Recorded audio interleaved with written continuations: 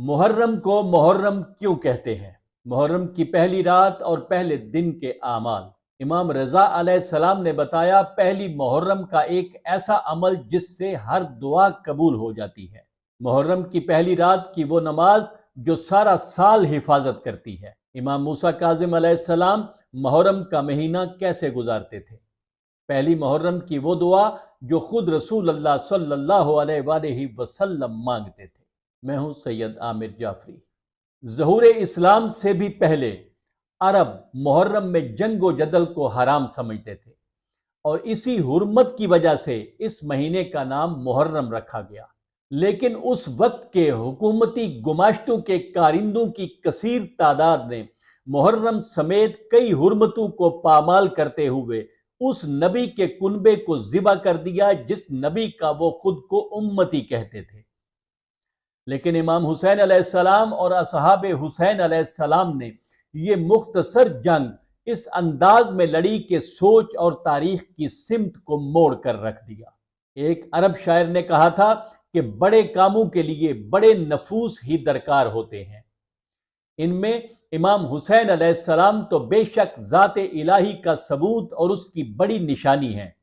یہی وجہ ہے کہ جو لوگ خدا کو نہیں مانتے ان کا بھی امام حسین علیہ السلام کو دیکھ کر دل چاہنے لگتا ہے کہ وہ خدا کو مان لیں۔ لیکن اگر آپ اصحاب حسین علیہ السلام کی فہرست پر نظر ڈالیں تو آپ کو معلوم ہوگا کہ یہ کوئی عام لوگ نہیں تھے، بلکہ اس وقت کی اسلامی جماعت کی پوری روح اور علم و عمل کا خزینہ تھے، جو امام حسین علیہ السلام پر نثار ہو رہا تھا۔ ان میں حافظان قرآن بھی تھے، عالمان کتاب بھی اور حاملان حدیث بھی تھے۔ یہ وہ لوگ تھے جو اپنے امام وقت سے کچھ مانگ نہیں رہے تھے، بلکہ اپنی جان مال اولاد اپنے امام وقت پر نچھاور کر رہے تھے۔ اسی لیے ریگزار کربلا میں امام حسین علیہ السلام نے اپنے ان اصحاب کے ساتھ جو وفا کی آخری منزل پر کھڑے تھے، بھوک پیاس اور مظلومی کے عالم میں لڑی جانے والی مختصر جنگ میں انسانی اذہان پر وہ انمٹ نقوش ثبت کیے جو بڑی جنگیں بھی نہ کر سکی۔ یہ مہینہ اسی مظلومی اور بے کسی کی یاد کا مہینہ ہے، ماتم و گریہ کا مہینہ ہے۔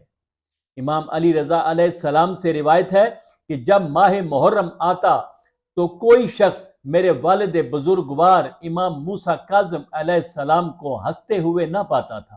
آپ پر حزن و ملال طاری رہا کرتا، اور 10ویں محرم کا دن آہ و زاری کرتے اور فرماتے کہ آج وہ دن ہے جس میں امام حسین علیہ السلام کو شہید کیا گیا تھا۔ گریہ و ماتم و مجالس کے علاوہ شیخ عباس قمی نے مفاتی میں پہلی محرم کی رات اور پہلی محرم کے دن چند اعمال بیان کیے ہیں۔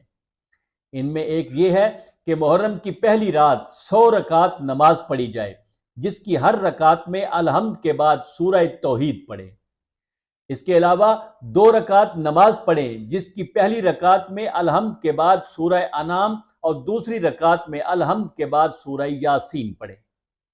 اس رات کی تیسری نماز 2 رکعت ہے جس کی ہر رکعت میں الحمد کے بعد 11 مرتبہ سورہ توحید پڑھیں۔ روایت ہوئی ہے کہ رسول اللہ صلی اللہ علیہ وآلہ وسلم نے فرمایا کہ جو شخص اس رات 2 رکعت نماز ادا کرے اور اس کی صبح کو جو سال کا پہلا دن ہے روزہ رکھے تو وہ اس شخص کے مانند ہوگا جو سال بھر اعمال خیر بجا لاتا رہا۔ وہ شخص اس سال محفوظ رہے گا، اور اگر اسے موت آ جائے تو وہ بہشت میں داخل ہوگا۔ پہلی محرم کے دن کے 2 اعمال بیان ہوئے ہیں۔ ان میں سے پہلا یہ کہ روزہ رکھے۔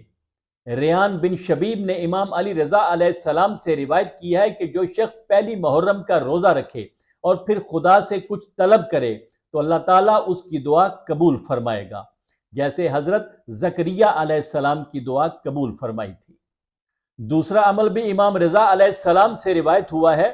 آپ فرماتے ہیں کہ رسول اللہ صلی اللہ علیہ وآلہ وسلم پہلی محرم کے دن 2 رکعت نماز ادا فرماتے اور نماز کے بعد اپنے ہاتھ آسمان کی طرف بلند کر کے یہ دعا 3 مرتبہ پڑھتے تھے۔